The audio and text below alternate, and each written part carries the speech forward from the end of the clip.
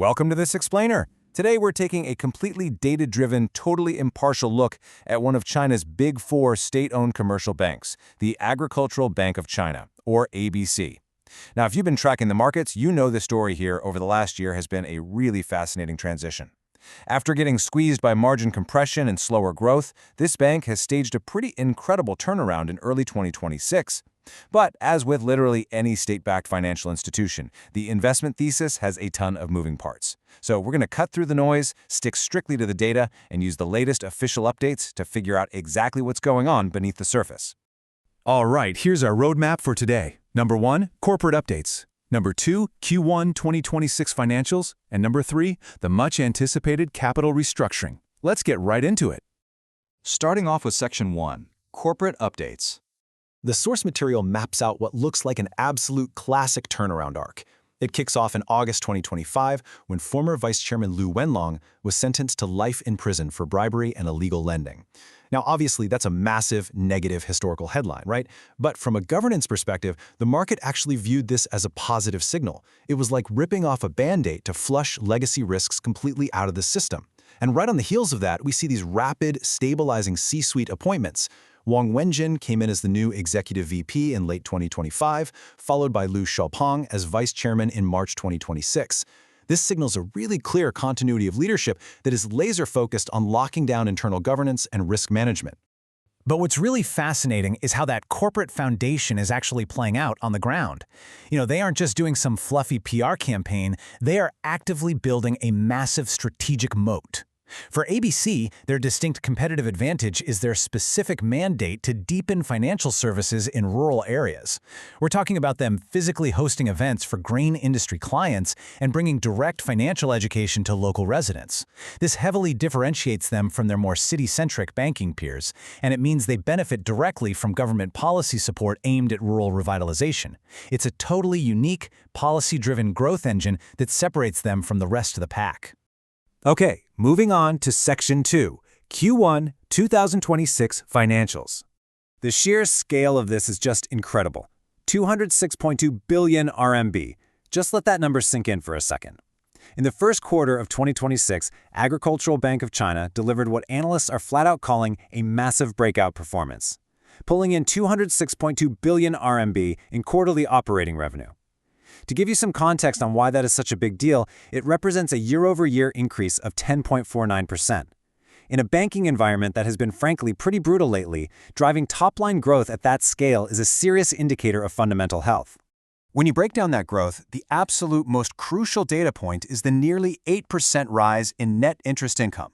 Net interest income is the absolute lifeblood of any bank, so the fact that it's growing at 8% tells us that the severe net interest margin compression, which has been basically suffocating the broader banking sector, is finally easing up for ABC. And when your primary money-making engine is humming along that nicely, well, it flows straight to the bottom line. Net profit attributable to shareholders came in at 75.2 billion RMB, that's up 4.52% year-over-year, setting a pace that is leading the pack among China's big state-owned banks right now.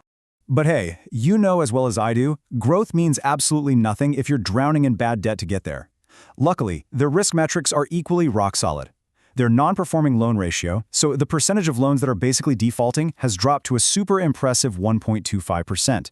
And when you pair that low NPL ratio with a staggering provision coverage ratio of over 290%, well, in simple terms, it means the bank has built up a massive financial fortress to absorb any potential loan defaults.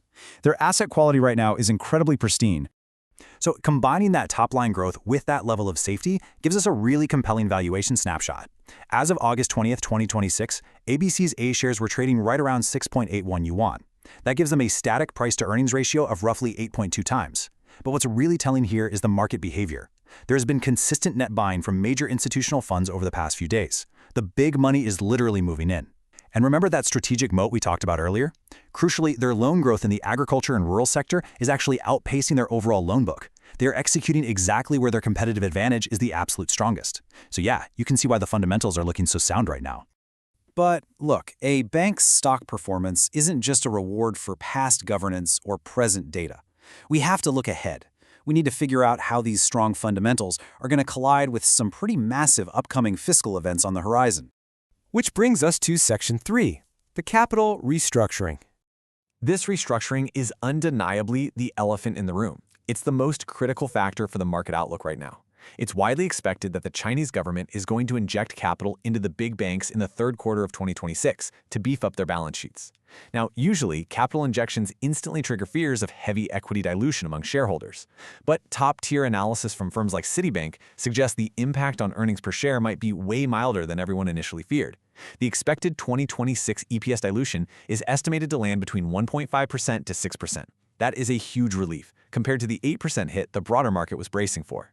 Actually, there's even speculation that the pricing of these new shares could happen at a premium, which would be a brilliant outcome for existing shareholders. Because of these milder dilution estimates, combined with that killer Q1 performance, the consensus among 17 major institutions currently sets a 12-month average price target of around 6.66 Hong Kong dollars for the 8 shares.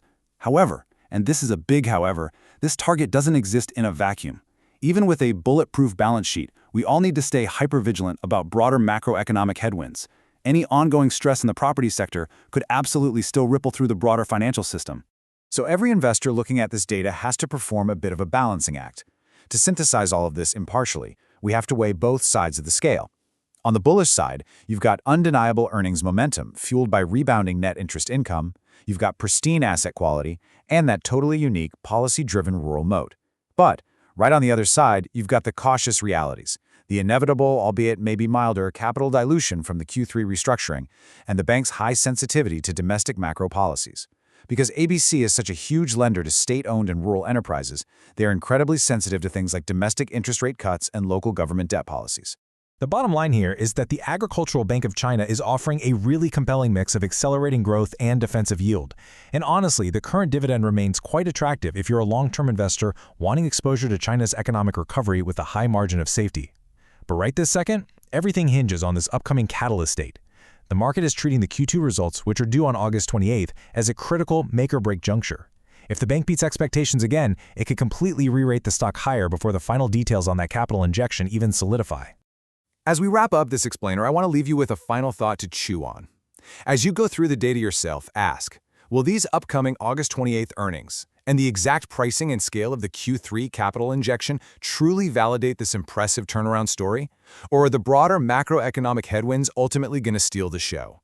How these final capital terms actually shake out is exactly what's going to reshape shareholder value for the rest of 2026. Keep a very close eye on the data, folks. Thanks so much for joining me, and keep learning.